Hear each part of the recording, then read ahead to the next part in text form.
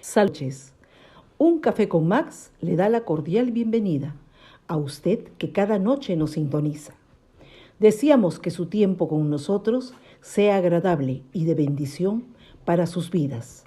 Que sea el tiempo de refrigerio espiritual donde el poder sobrenatural de Dios obre en usted y los propósitos maravillosos que Dios tiene se cumplan, donde la palabra sea la fortaleza del guerrero Hijo de Dios. Un toque del amor de Dios cambiará su atmósfera para siempre y lo llevará a cruzar la última frontera hacia su tierra prometida. La decisión es suya.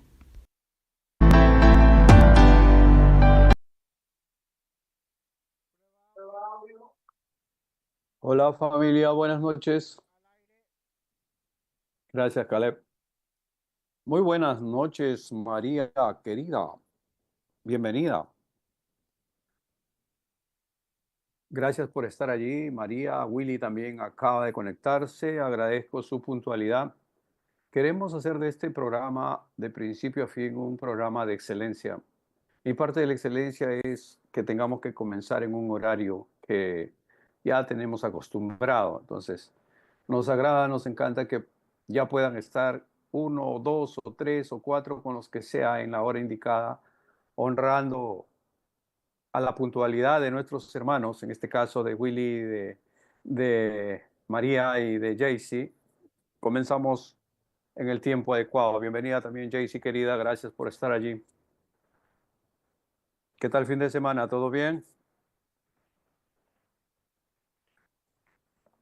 En estos últimos días, desde el viernes, sábado, está pasando unas cosas tremendas en el mundo, especialmente en Medio Oriente, donde finalmente Estados Unidos, encabezado por Donald Trump, ha decidido bombardear a Yemen. Yemen es una nación, un país que aparece en la Biblia, aparece como Temán en la Biblia, pero es Yemen, el actual Yemen.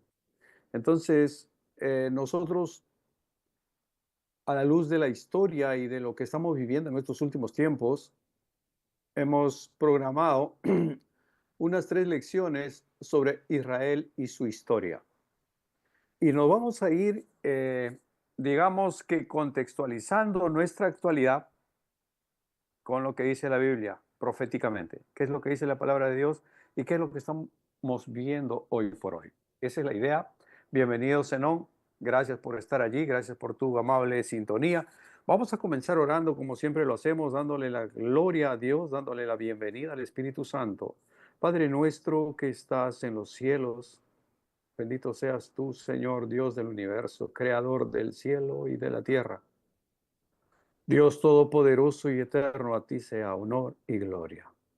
En esta noche un grupo de tus hijos, Señor, se reúne para levantar ofrenda de labios que confiesan tu nombre, para levantar sacrificio de alabanza al Rey de Reyes, al Señor de Señores, Jehová de los ejércitos, admirable consejero, Dios fuerte, Padre eterno, príncipe de paz, el Rey soberano, el León de Judá, la estrella de David, el poderoso de Israel. Aleluya. Jehová de los ejércitos, nuestro Padre, nuestro Dios, el Todopoderoso, omnipotente, soberano Dios. Aquí estamos, Señor, levantando nuestra oración de gratitud por regalarnos la vida, por el milagro de la vida. Porque hoy estamos aquí porque tú lo quieres, Señor. Gracias, gracias, papá. Gracias por esta gran familia que nos has dado, la familia de la fe, que en diferentes lugares del planeta, Señor, se pueden conectar y a través, Señor, de las redes sociales podemos conectarnos, pero con un propósito divino, con un propósito sano, santo, Señor, de poder aprender de tu palabra. Qué bendición, Señor, que me haces parte de este grupo. Muchas gracias, Señor. Eres maravilloso, eres bueno, eres misericordioso, eres un Dios de amor. Oro por cada hermano, por cada hermana de este programa. Bendícelos. Si están delicados de salud, sea tú tocando sus cuerpos, papá, para que sean sanados. Si tienen problemas financieros, Señor, sé tú proveyendo para que no les falte. Y al no tener comida, tal vez renieguen de ti. No les des tanta riqueza que teniendo tanto, digan quién es Dios. Señor, sé tú poniendo tu preciosa voluntad en cada familia, en cada hogar. Restaura los hogares.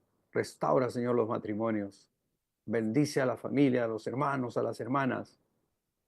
La relación de padres con hijos, de hijas con sus padres, Señor, bendícelos. Sé tú con ellos, Padre. Oramos por la paz de Jerusalén. Oramos por la paz de Israel en el nombre de Jesús.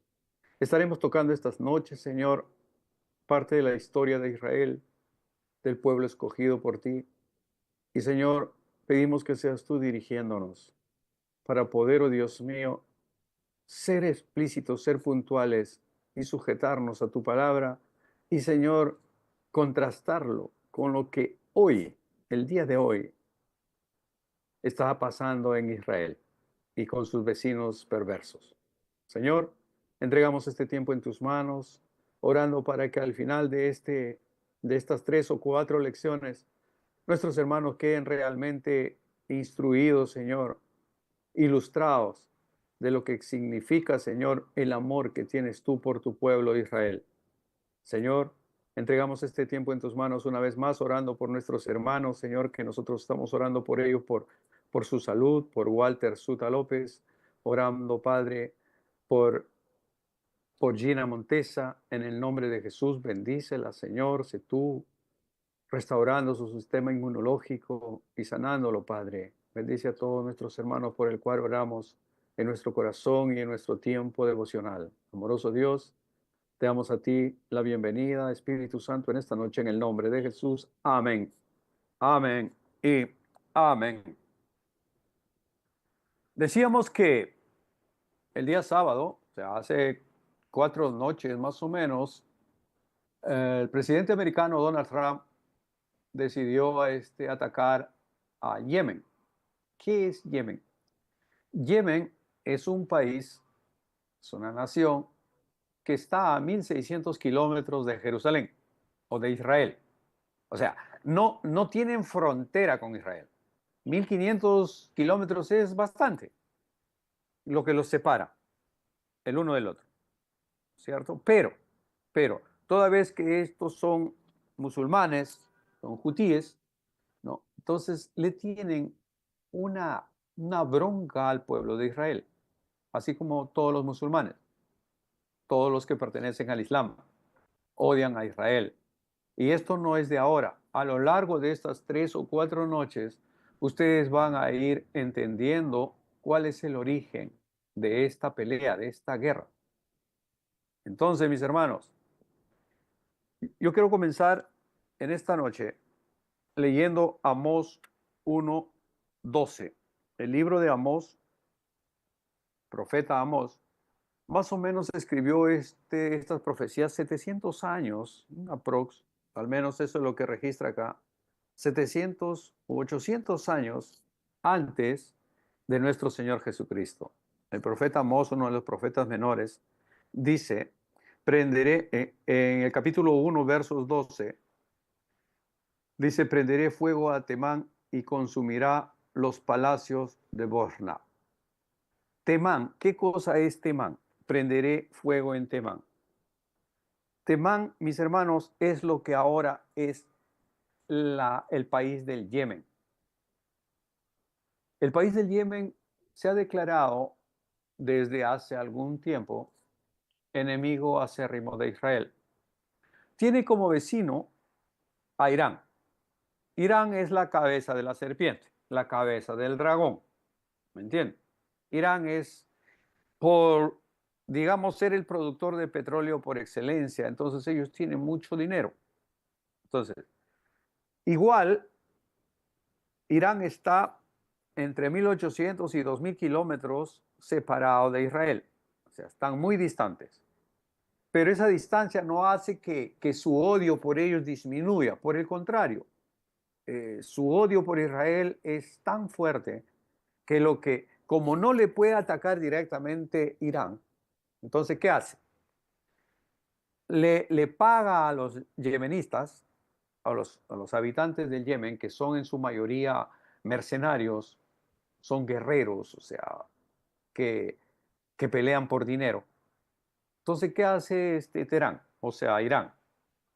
Le paga a los yemenitas, a ese grupo armado, les da dinero, les envía billetes, les envía armas, les envía estrategias. Entonces los del Yemen tienen dinero. Entonces, ¿qué hacen? Su chamba, su negocio, su business es coger un fusil y entrenarse para la guerra. ¿Para qué? Para destruir Israel. ¿Correcto? Pero estamos a 1.600 kilómetros. Pero Irán les ha provisto de misiles, incluso para que puedan producir sus mismos misiles, de tal manera que tengan un alcance de 1.500 kilómetros para llegar a Jerusalén.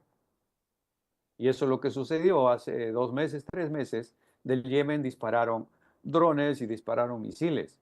Pero como Israel tiene, por la gracia de Dios, el domo, o sea, la cúpula de hierro, lo llaman ellos, un sistema de defensa antiaérea que cuando viene un avión, un misil dirigido a Israel, entonces el sistema este del domo reconoce, lo registra a través del radar, inmediatamente lanza unos cohetes que van en contra de ese misil y lo interceptan en el aire y lo destruyen ahí de tal manera que ese misil no llega a tocar suelo israelí.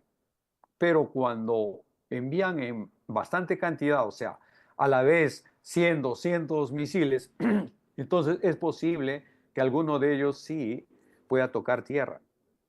¿Entienden? Y eso es lo que han hecho estos compadres. A la vez han disparado, ¿no?, muchos misiles de tal manera que alguno de ellos cayó por Jerusalén o cerca de Jerusalén, cerca de una embajada. Mató a una persona nada más por ahí, pero nada de cuidado.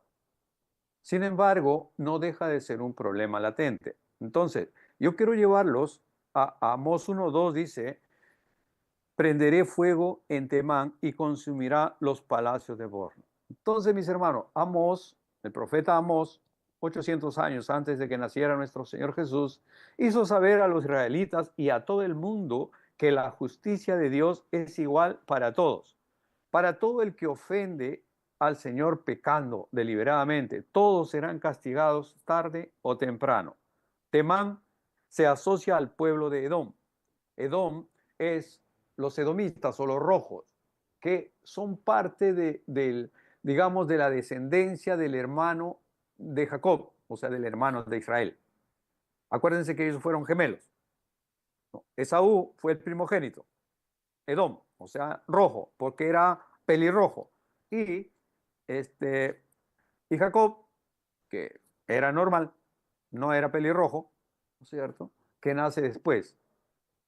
Ustedes ya a través de lo que hemos enseñado todo este tiempo, es que finalmente a Jacob, luego de una lucha con un ángel, Dios le cambia de nombre y le pone Israel. Y de la descendencia de Israel, él tiene 12 hijos. Y de esos 12 hijos forman las 12 tribus que finalmente forman la nación de Israel, la que tenemos el día de hoy. Entonces, mis hermanos, de los descendientes de su hermano mayor, de Jacob, de Esaú, vienen los edomitas, los rojos. Y de ese grupo, de su primogénito, es que vienen los pobladores del Yemen. Y en ese tiempo se llamaban Temán, los temanitas. Ahora es el Yemen. Y el día sábado, o sea, hace 5 días, 6 días, finalmente, ¿qué pasa? Ellos están estratégicamente situados en un lugar donde es como un canal en el mar, donde por ahí tienen que pasar todos los barcos de entrada y de salida. Ellos como que son la aduana. Al que quieren dejarlo pasar, lo dejan pasar. Al que no quieren, no quieren. Y le disparan. Entonces han disparado a varios barcos americanos, israelíes, de bandera de otros países. Los han bombardeado porque no les da gana que pasen por ahí. Total, es parte de su territorio. Entonces, ya les han advertido y todo, pero finalmente Donald Trump el día sábado decidió que serían bombardeados y ya están siendo bombardeados. Hoy están ardiendo en llamas. La profecía, mis hermanos, de Amós 1:12 se está cumpliendo. ¿Por qué? Porque Temán ahorita está en llamas en este momento. Ahora, nosotros vimos también en días anteriores, en Sofonías 2.4, en Sofonías 2.4, lo tenía separadito por aquí, Sofonías 2.4, cuando comienza el capítulo 2, dice acá en la Biblia, tal cual, no creo que lo puedan leer ahí, si tienen, pero dice, los vecinos de Israel están perdidos. Es lo que dice, literal. Ahí está, en el capítulo 2 del libro del profeta Sofonías. Los vecinos de Israel están perdidos. Entonces, en el verso 4, si ustedes leen con detenimiento, dice, porque Gaza será desamparada y Ascalón asolada, saquearán a Asdod en pleno día y a Ecrón será desarraigada. Gaza, la ciudad de Gaza es una ciudad histórica, milenaria también. Es frontera con Israel, se dividen con Israel. Pero esa ciudad lo gana, el Señor lo da al pueblo de Israel como parte de su territorio. Eso es lo que la gente, el mundo no conoce porque no leen la Biblia. Estas profecías fueron escritas 800 años antes de que nuestro Señor Jesucristo naciera. O sea, si lo sumamos, son 2800 años antes. Entonces, fíjese lo que dice acá en el libro de Josué 10:41. Esto también me agradaría que ustedes lo lean en el contexto para que puedan tener una idea completa, panorámica de todo. Yo solamente estoy cogiendo unos pasajes aislados, que no es la idea, pero el tiempo nos gana y me agradaría que ustedes en casa lo lean. Por eso doy la cita bíblica para que ustedes en el tiempo más tranquilo puedan leerlo. Y dice en el libro de Josué 10:41, y los hirió Josué desde Cades Bernea hasta Gaza, hasta lo que es ahora Gaza, o lo que queda de Gaza, y toda la tierra de Gosén hasta Gabaón. Todos estos reyes y sus tierras los tomó Josué de una vez, porque Jehová, el Dios de Israel, peleaba por Israel. Ahora, ¿qué cosa es Gaza? Esa es, digamos, tierra de los palestinos, sí pues, pero fueron conquistados por Israel y fueron tomados. ¿Por qué? Porque Dios lo escribió así, 800 años antes de que Jesús naciera, antes de nuestra era cristiana. Dice, y los hirió Josué desde Cades Barnea hasta Gaza y toda la tierra de Gosén. Entonces, si ustedes leen esta parte del capítulo 11, se van a dar cuenta cómo el Señor les entrega esas tierras. Ahora, nosotros para poder entender la historia de Israel, tenemos que remontarnos, bueno, vamos hasta bien atrás. Adán y Eva, comienza la descendencia humana, ¿verdad? Llega un momento en que la tierra es poblada y se llena de maldad. La tierra está llena de perversidad. Entonces el Señor dice, ¿qué haré con esta gente? Entonces dice, ok, lo destruiré. ¿Por qué? Porque todos estaban abocados en la perversidad. Entonces él pensó en un diluvio. Entonces pensó en alguien para que construyera una gran nave, un arca, un barco gigante, para que puedan salvarse los que aceptaban esa salvación. Haciendo la historia corta, mis hermanos, 120 años le demoró a Noé construir ese barco, esa arca, donde iba a entrar una pareja de cada animal, hembra y macho. ¿Para qué? Para preservar su generación, su existencia, para que no se puedan extinguir. Y de los animales sanos, digamos que de ovejas, entraron 7 parejas. ¿Para qué? Para que se reproduzcan más rápido. Entonces, mis hermanos, haciendo la historia así más corta, 120 años Noé predicando la palabra y construyendo el arca. De allí solamente Noé, su mujer, sus 3 hijos, Sem, Cam y Jafet, y sus 3 mujeres, obviamente, cada hijo con su mujer. Es decir, 8 personas. Eso fue todo lo que se salvó. Todos los que estaban en el arca sobrevivieron al diluvio. Todo lo demás murió, anegado en agua. Desaparecieron del planeta, desaparecieron de la memoria de la gente. Quedaron solamente esas 8 personas. Entonces, Noé tiene esos 3 hijos. Sem, Cam y Jafet. De la descendencia de Sem, o sea, de Cam, su primer hijo es Canaán. De ahí viene la tierra de los cananeos, la tierra donde está Gaza, donde está la parte de los árabes. De el hijo de Cam, o sea, su hijo se llama Canaán, por eso la Biblia lo menciona como la tierra del cananeo, del fereceo, del jebuseo, ¿no? Y de todos los feos. Ahí están concentrados. Y el Señor le guarda para Israel esa tierra prometida, la que le prometió a Moisés, ¿verdad? Entonces los lleva, saca de esclavitud de Egipto, los lleva 40 años por el desierto. Obviamente el viaje no iba a durar 40 años.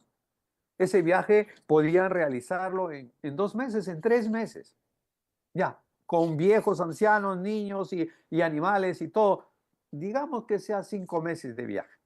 Así a paso polca. Pero era por el corazón, digamos, endurecido del pueblo de Israel que salió de Egipto, porque tenemos que reconocer que fueron 430 años que fueron esclavos, es decir, 4 generaciones. Entonces, la mentalidad que ellos tenían era una mentalidad de esclavos. Tu tatarabuelo fue esclavo, tu bisabuelo esclavo, tu abuelo fue esclavo, tu papá esclavo, y tú eres un esclavito más. Entonces, esa mentalidad no se podía sacar de la noche a la mañana. Al Señor le tomó unas pocas semanas finalmente sacar a todo el pueblo, a todo su pueblo de Israel de la esclavitud de Egipto, pero le tomó 40 años sacar a Egipto del corazón de ellos, a tal punto que todos los que salieron de Egipto rumbo a la tierra prometida murieron en el desierto. De esa generación no entra ninguno excepto Caleb y Josué. Estos 2 personajes, solamente ni siquiera Moisés logra entrar a la tierra prometida.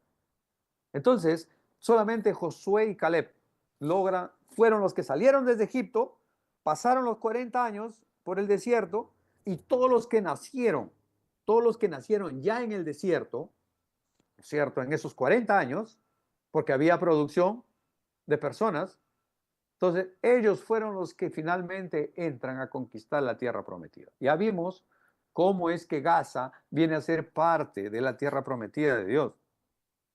Pero es Israel el que finalmente les deja ahí a los filisteos. Hacen acuerdos y esto ya viene desde 1948, después de la Segunda Guerra Mundial, y hay varias cosas que nosotros vamos a ir viéndolos en estas clases, que no deberían. Y ellos son los filisteos, lo que ahora son los palestinos. Ya saben que los filisteos, dentro de las filisteas estaba una filistea muy, digamos, famosa, ¿no?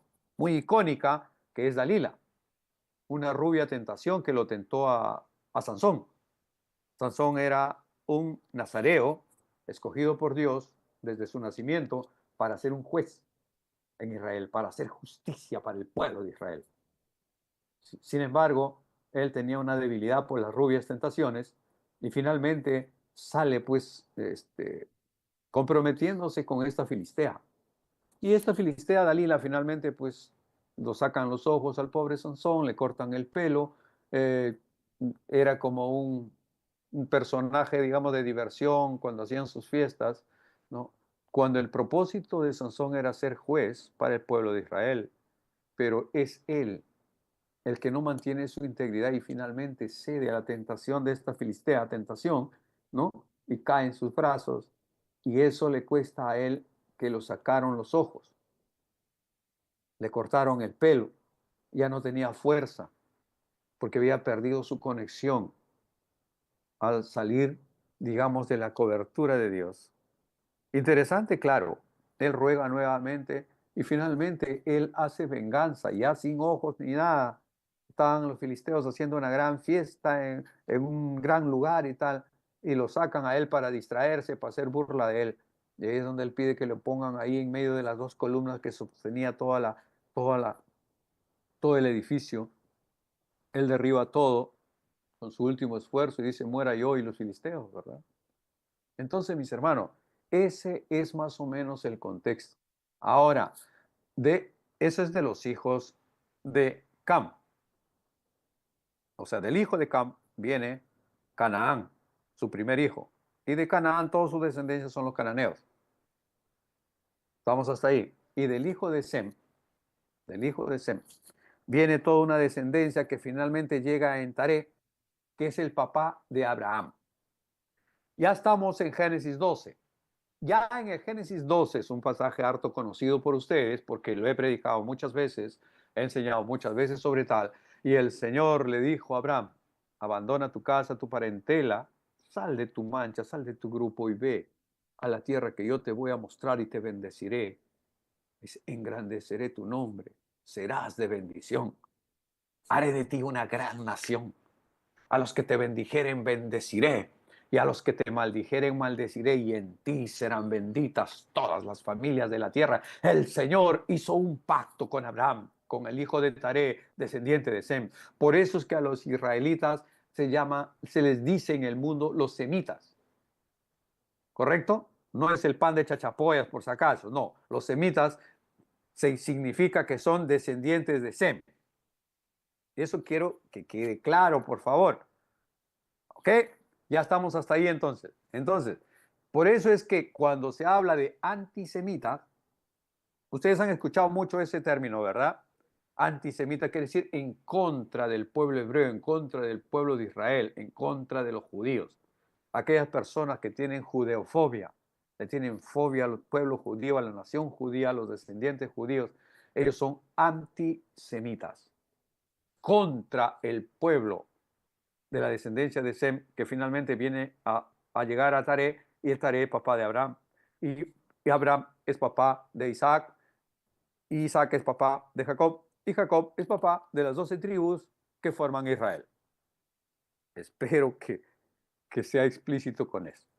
Bueno, vamos para adelante. Igual, seguro que en las siguientes noches vamos a ir dando un repaso de todo esto para que quede claro el tema.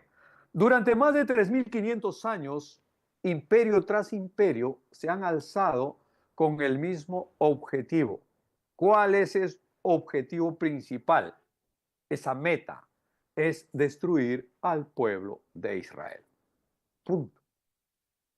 Es lo que, por si acaso, 3.500 años atrás. O sea, no es esta pelea del mes pasado, de la Segunda Guerra Mundial, de la Primera. No. Ahora lo vamos a ver, mis hermanos, en estas noches. Vamos a ir avanzando poco a poco para no atosigarlos, para que vayan entendiendo. 3.500 años, imperio tras imperio, han vivido, se han armado, se han entrenado, se han capacitado para un solo propósito, destruir al pueblo de Israel. Desde el faraón.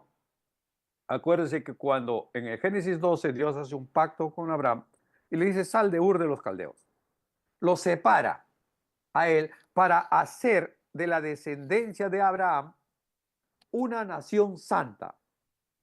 Pero ¿cómo vas a ser una nación, un pueblo, si la esposa de Abraham no podía tener hijos? Bueno, ahí viene el milagro, ahí viene, digamos, lo divino, ahí viene, digamos, a tallar, ¿no?, la voluntad absoluta, perfecta de Dios. Ahí viene, entra a tallar la soberanía de Dios, que Él hace lo que quiere, cuando quiere y donde quiere y con quien quiere. Y nadie le puede decir a Dios, ¿por qué haces esto? ¿Por qué te equivocaste aquí o no te equivocaste o le hiciste o no me gusta lo que estás haciendo? ¿Podrá acaso algún presidente, algún rey, algún monarca decirle a Dios, oye Dios, está mal lo que estás haciendo? No me gusta, no me agrada o bueno, rechazo? No se puede, no podemos. Él es el que tiene nuestras vidas en sus manos.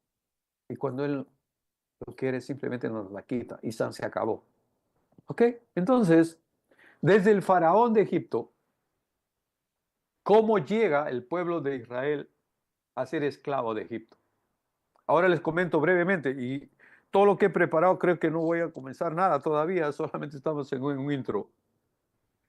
De Génesis 12 el Señor le dice a Abraham, le dice, sal de tu tierra y de tu parentela, y le dice también ahí que van a ser esclavos por 400 años en tierra extranjera. Él se va, recoge a Sarita, su esposa, a su sobrino Lot y sale. No cumple completamente porque él le dice, sal tú nomás y tu mujer y tus criados, ¿no? Pero él se lleva a su sobrino, que viene a ser un problema en el camino, pero finalmente se soluciona y va para adelante. Finalmente, mis hermanos, él ya tiene a Isaac, su hijo, tiene a Jacob, y Jacob ya tiene 12 hijos. O sea, ya tienen las 12 hijos, ya tienen en ese momento. Y viene una gran hambre en la zona donde ellos estaban, una sequía terrible, tremenda. Y solamente había trigo, había comida en Egipto. ¿Por qué? ¿Por qué Egipto? Porque por Egipto pasa el río Nilo.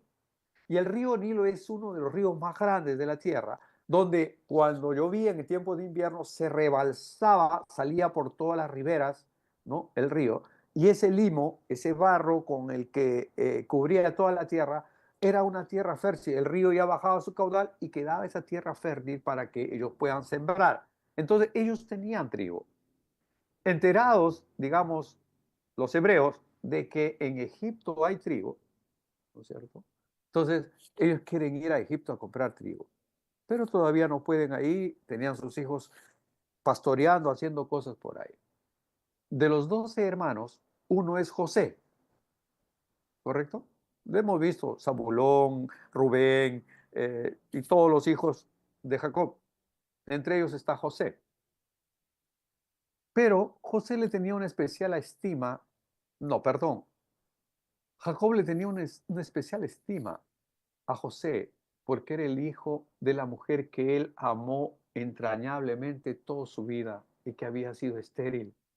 Y por la gracia de Dios le pudo dar dos hijos, tanto José como Benjamín, y murió.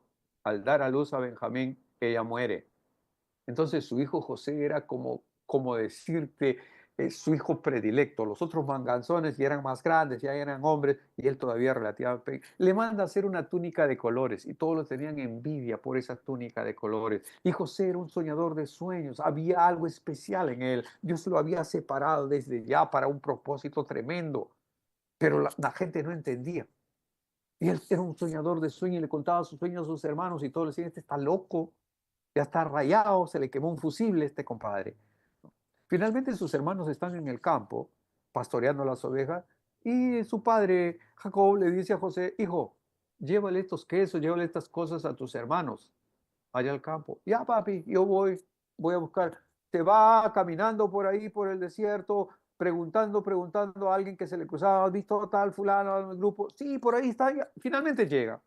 Y cuando sus hermanos lo ven, dice, ah, mira, viene el soñador de sueños, ok, hay que matarlo, lo mataremos. Y entonces confabulan para matar a José. Y Rubén, el mayor de todos, dice, no, ¿cómo podemos matar? Él es nuestro hermano. ¿Y tú sabes cómo papá quiere a José? Se moriría de dolor si nosotros le hacemos daño. Entonces es Rubén el que intercede finalmente ante sus hermanos para que no lo maten. Pero lo metieron en una cisterna, que era una cisterna, un pozo grande que cavaban ellos para que se junte el agua y para que puedan tomar, están en el desierto. ¿Correcto? Ahí lo meten. Felizmente no tenía agua, el pozo estaba seco, entonces no se ahoga. Y pasan unos ismaelitas por ahí, entonces dice, ¿qué haremos? Vamos a venderlo. Entonces en ese tiempo había el comercio de esclavos. Tú podías vender a tu esclavo y ¿sabes? Entonces se levantan los otros manganzones y los 10 manganzones se levantan y dicen, oye, tenemos acá un criado te lo vendemos. Finalmente lo vendieron. No sé si por 30 piezas de plata, pero lo vendieron. A Jesús lo vendieron por 30 monedas de plata, ¿verdad? Entonces lo venden a los ismaelitas. Y los ismaelitas se llevan a José, un joven de 17 años más o menos. 16, 15 por ahí. Se lo llevan. Llegan al pueblo y en el pueblo es donde ellos vendían a los esclavos. Había el comercio de esclavos. Te compro, te vendo y tal. Ahí es donde Potifar, un alto funcionario del faraón, lo, lo ve, va a comprarse un esclavo y dice, este está bonito, está simpático, este compadre, me gusta, le revisan los dientes y ven, todavía es joven y tal, y ok, negocian, finalmente lo compra. Y es este Potifar que se lo lleva a su casa, ¿no? Para que sirva ahí. José era de buena presencia, y le visten ahí como egipcio y comienza a hacer las labores de la casa. Potifar, obviamente un funcionario de Faraón, estaba en las cosas de su ministerio, ¿verdad? Y José se quedaba bastante tiempo en la casa haciendo las cosas de limpieza, de cocina, de qué sé yo. Y es la mujer de Potifar la que se enamora finalmente de José y quiere tener sexo con él. Y lo estaba hostigando, le estaba acosando, ¿no? Y José andaba librándola por ahí, ¿no? Finalmente un día de esos le dice, quiero que limpies mi dormitorio. Y entra ahí y la agarra, pues, ¿no? Y la agarra de la túnica a José. Y José prefiere dejar su túnica y huye, pues, casi desnudo, semidesnudo, ¿no? Entonces la mujer despechada, mujer de Potifar, ¿no?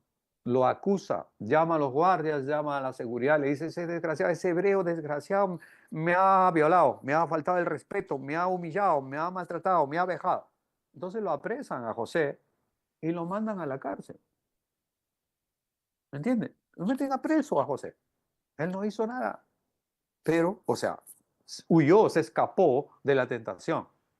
Pero la mujer despechada lo acusa y finalmente llega Potifar y dice, ¿qué pasó? Sí, el hebreo que has traído para la servidumbre ese es un desgraciado y bla, bla, bla. Y finalmente está en la cárcel. Se pasó 13 años, 14 años en la cárcel. Y ahí es donde la sabiduría de Dios viene a José y él adivina los sueños de otros presos. Habían dos presos que servían al rey, al faraón. Uno era el panadero y otro el copero del rey, estaban presos. ¿Qué habrían hecho? No lo dice la Biblia. Debo suponer algún desfalco, algún acto de corrupción. Finalmente estaban en la cárcel. Y ahí es donde el panadero, el panadero tiene un sueño y él sueña que está yendo con su canasta de panes, todos deliciosos, todos muy ricos, muy bien preparados, bien horneados y todo. En su cabeza y venían unas aves feas, negras, de esas así tipo cuervos, y se comían esos panes. Entonces le cuenta a José su sueño, he soñado esto. Entonces le dice al panadero, en 3 días te van a cortar la cabeza. Y eso fue lo que sucedió. 3 días después viene el juicio, terminaron matando.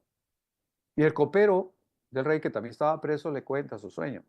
Dice, yo veía que estaba sirviendo, había una fiesta espléndida, yo estaba muy bien vestido y servía, atendía a los invitados del rey y bla, bla, bla.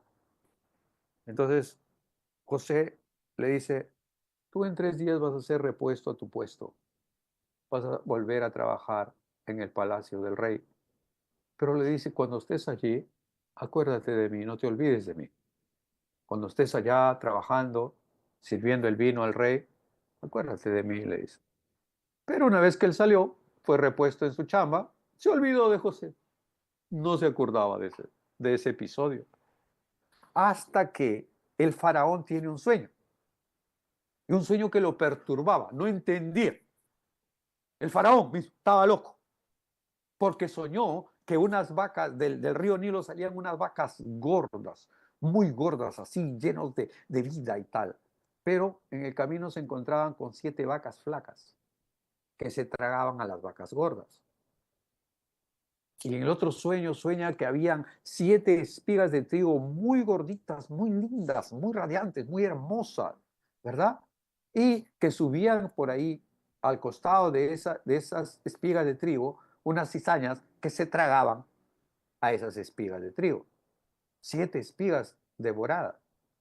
Llamó a sus caldeos, adivinos, astrólogos, a todos sus brujos, hechiceros, chamanes, ¿no? Para que le adivinen el sueño. Y nadie lo podía adivinar. Nadie le podía dar una explicación del sueño. Entonces, él está ahí preocupado, medio loco, viene el copero del rey trayéndole su vino, ¿no? Y su pisco sour con pisco peruano a servirle. Y el rey dice, no, no, no quiero nada ahora. Estoy preocupado, estoy en otra cosa, no quiero. He llamado a todos los adivinos y nadie puede, no es posible que en todo el imperio no haya alguien que me pueda explicar este sueño. Entonces, ahí el copero se acuerda. Le dice, mi rey, cuando yo estuve preso, conocí a un hebreo, donde está el espíritu de los dioses en él. Él me adivinó mi sueño y me dijo que en 3 días iban a reponerme mi puesto. Y al panadero le adivinó también su sueño. Le dijo que en 3 días le iban a cortar la cabeza y le cortaron la cabeza. Entonces el faraón mandó a sacar a José. Dijo, tráigame aquí a ese hebreo.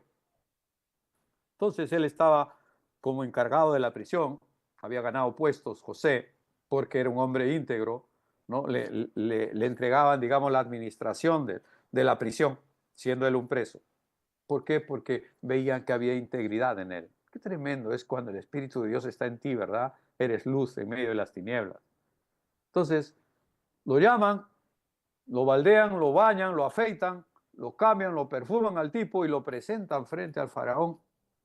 Y le dice, con que tú eres el hebreo que adivina los sueños. Le dice, yo no, el Señor es el que me revela. Mi Dios es el que me revela los misterios.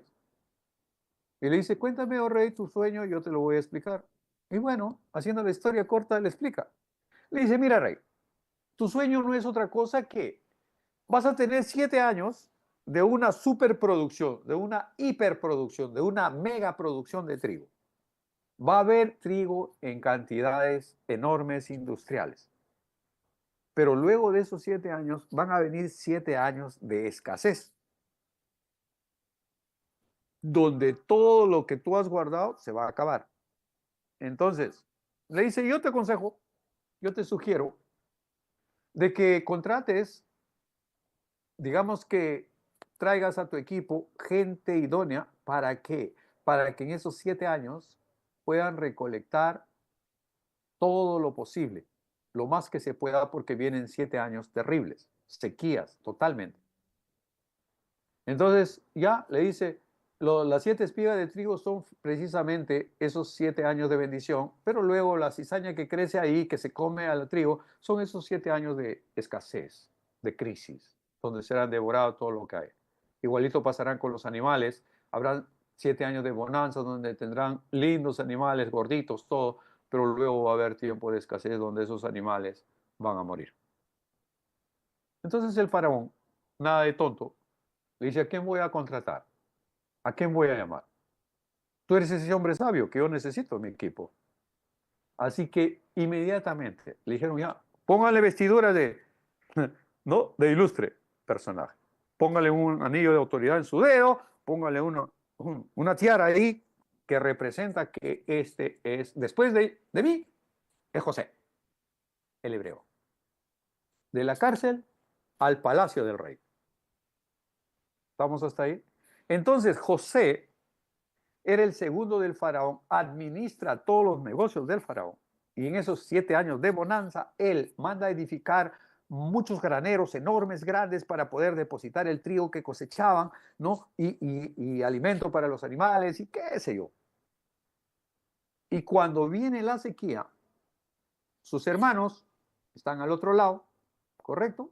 Con su papá y sus hermanos pasando hambre en el tiempo ya de la escasez. Es ahí donde ellos se enteran de que en Egipto hay trigo. Y ahí es donde Jacob manda a los manganzones esos que lo vendieron a José, le dicen, vayan a comprar trigo allá. Dice que ahí hay trigo para comer. Y ahí es donde vienen a Egipto. ¿Me entienden? Vienen a comprar trigo. José era el que administraba. Y cuando él los ve, los reconoce. Eran sus hermanos. Claro, él estaba más pequeño, ¿no es cierto? Pero se acordaba. Vio a sus hermanos ahí, pero faltaba uno, el menor, Benjamín, el más pequeñito. Después de José era Benjamín, el último hijo. Faltaba él nada más. Entonces, les vendió todo lo que ellos querían, les preguntó de dónde eran, ¿no? Obviamente José estaba irreconocible porque estaba ¿no? Le habían tatuado los ojos con tatuaje porque era parte de la indumentaria que los egipcios exigían a sus ministros, ¿no? Y su cabello, su penacho, sus cosas. Entonces él era un egipcio más, ni nadie podía mirarle de frente. Todos tenían que agacharse para mirar. Así funcionaba. Entonces, si no lo podías ver de frente, entonces no lo podías reconocer tampoco. Pero él sí podía mirar a todos y reconoció a sus hermanos. Le dolió el corazón, se le partió el corazón, le vendió todo lo que querían. Es más, ordenó para que en sus costales el dinero, digamos que costaba 50 pesos ese costal. Meta sus 50 pesos ahí y llamarlo y vayan, que se vayan. Tuvieron miedo ellos cuando encontraron en sus costales el dinero. Dijo, nos van a acusar, nos van a matar. Bueno, es parte de la historia. Finalmente llegan a su casa y le dicen, nos han vendido, consumen todo ese trigo y después su papá otra vez les manda, le dice, vayan de nuevo. Y ahí es donde José le dice, no les voy a vender nada hasta que me traigan a su... Le dice, ¿quiénes son ustedes? Somos hebreos, somos hijos de Jacob y bla, bla, bla, de Abraham, Isaac, Jacob. Él les cuenta todo. Tenemos un hermano que murió, dicen ellos, ¿no? Nuestro hermano, un hermano muy querido por mi padre, murió devorado por unas fieras. Ajá, y José escuchándolos ahí. Y le dice, no les voy a vender nada, ustedes dos se quedan presos aquí y ustedes demás vayan y me traen a su hermano acá. Y él le dice, mi padre se moriría si algo le pasa a mi hermano menor. Ha sufrido tanto por la pérdida de su hijo José que si le pasa algo a Benjamín sería el desastre total. Entonces José le dice, bueno, no hay trigo, entonces ustedes se quedan presos acá. Hacen un intercambio con Rubén. Rubén dice, yo quiero quedarme, yo soy el mayor. Yo me quedo acá. Y si no vuelven ellos, mátame a mí, ¿no? Bueno, finalmente llegan allá y le dicen a Jacob, el, el faraón quiere que vaya tu hijo menor, pero ¿cómo va a irse Benjamín? Él es mi hijo único, el último. Sí, pero es lo que exige. Además se han quedado presos los otros. Finalmente, hermano, haciendo la historia corta, llevan a Benjamín. Y ahí es donde él finalmente, ¿no? Entra a su habitación y llora y grita, ¿no? De recordar ese tiempo cuando lo vendieron como esclavo y ahora sus hermanos vienen a comprarle trigo a él. Entonces, ahí es donde se presenta. Yo soy José, a quien ustedes vendieron. Ellos se asustaron y dijo, ya, ahorita nos cortan la cabeza. Pues, ¿no? Abraza a su hermano Benjamín, que era el más pequeñito, él no sabía nada, no había visto nada. Bueno, entonces mis hermanos, les vende el trigo, todo finalmente, llevan mucho trigo para allá, ¿cómo está mi padre? Está bien, está vivo todavía, ok, iré a verlo y tal. Entonces, José habla con el faraón y le dice, mira faraón, sabes que yo soy hebreo, tengo mi padre vivo y tengo 11 hermanos, ya la mayoría tiene familia. Ellos están pasando hambre y necesidad. Entonces el faraón, como tenía tanta confianza con José, y le dice, José, no te das problema, José, que venga toda tu familia. Trae a tu familia y esta tierra de Gosén, o sea, digamos que una extensión, como un distrito, como un, no sé, una extensión de tierra. Le dice, Gosén, esa parte para ustedes. Ahí hagan su casa, vivan ahí, dale la provisión que ellos necesitan. Es así como el pueblo hebreo, el pueblo de Israel, llega a Egipto. ¿Me están comprendiendo, verdad, familia? Ojalá pueda verles sus caras. Pero bueno, ya yo quiero imaginar que están entendiendo.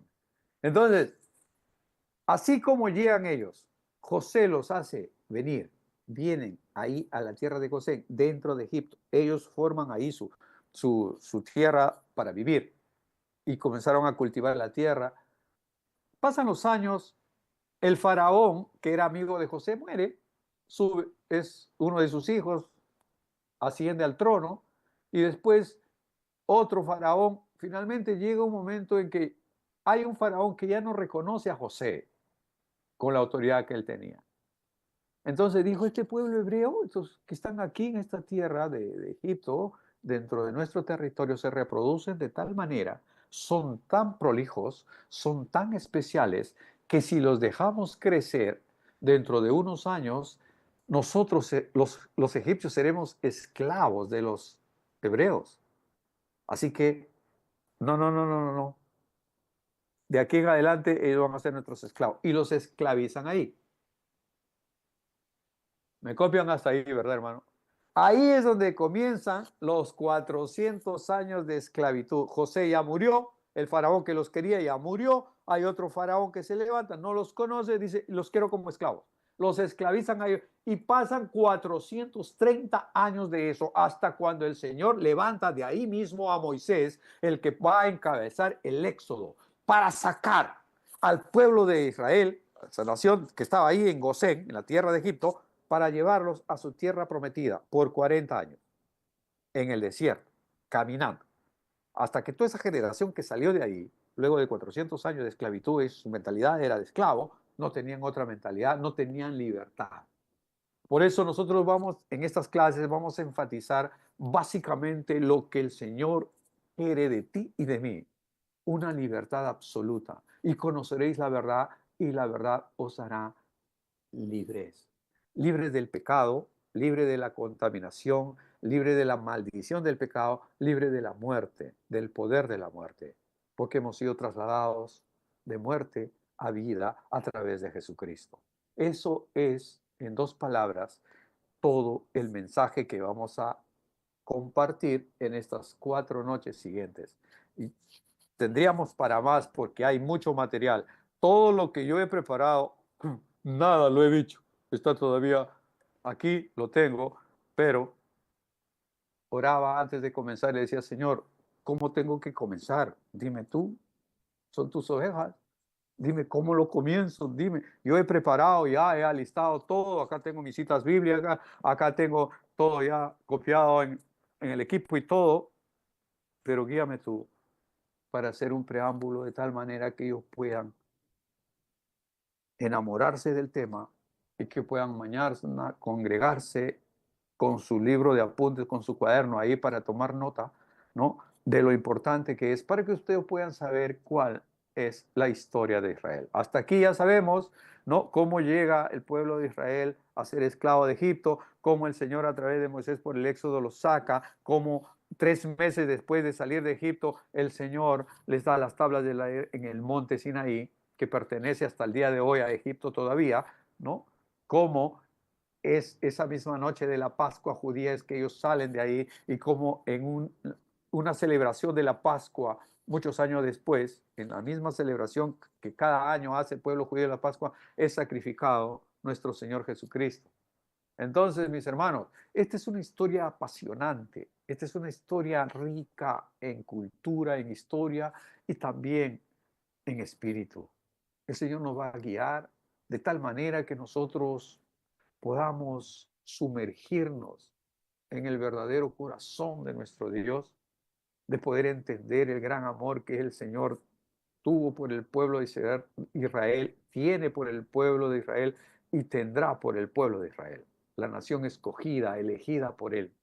¿Dónde comienza? Génesis 12. Pero si leen el 11, el capítulo 11, se van a dar cuenta también de todo el contexto. Si leen el 10, van a ver la historia de Noé, de cómo llegan, cómo son, se llaman el pueblo semita, ¿verdad? Entonces, ¿por qué se llaman hebreos? ¿Por qué se llaman Israel? ¿Desde cuándo es Israel? ¿En qué momento el Señor a Jacob le cambia de nombre? Le dice, ya no serás más Jacob, porque Jacob significa engañador, el timador, ¿no? El fraudulento, el tramposo, el que hace trampa. Ese es Jacob. Entonces ya no serás más Jacob. De aquí en adelante tu nombre será Israel, porque peleaste con Dios y venciste, le dice, ¿no? Entonces, de ahí para adelante es la nación de Israel, por el cual oramos nosotros, para que el Señor bendiga los destinos de Israel, para que Dios bendiga a Benjamín Netanyahu, que es el primer ministro israelí, está envuelto en una serie de problemas y todo, ¿no?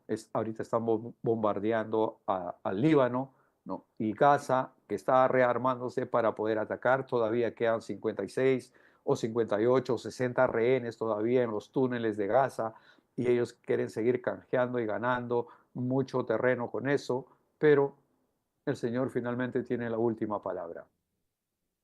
Los palestinos odiosos, malos y perversos se dieron cuenta de que secuestrar israelíes es un buen negocio.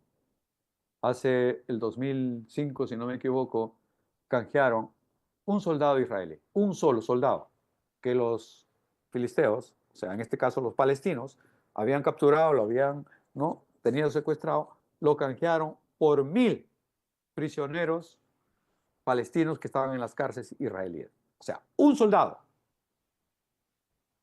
Gilad Shalit, un soldado israelí, que lo tenían detenido, encarcelado ahí en los túneles de Gaza, lo canjearon por 1000 terroristas palestinos que estaban presos, y dentro de ellos estaba Yahya Sinwar.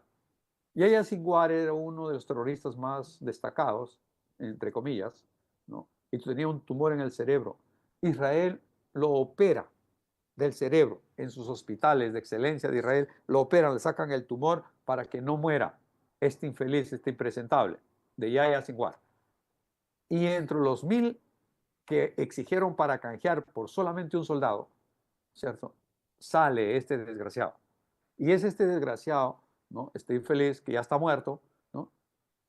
Es el que encabeza el 7 de octubre del 2023 el atentado contra Israel, donde mataron 1.200 personas y se llevaron 200 secuestrados, 200, ¿no? Y es que hasta ahora quedan algo de 56, entre comillas, porque nadie lo sabe cuántos hay realmente con vida, ¿no? Porque hay muchos muertos y todo.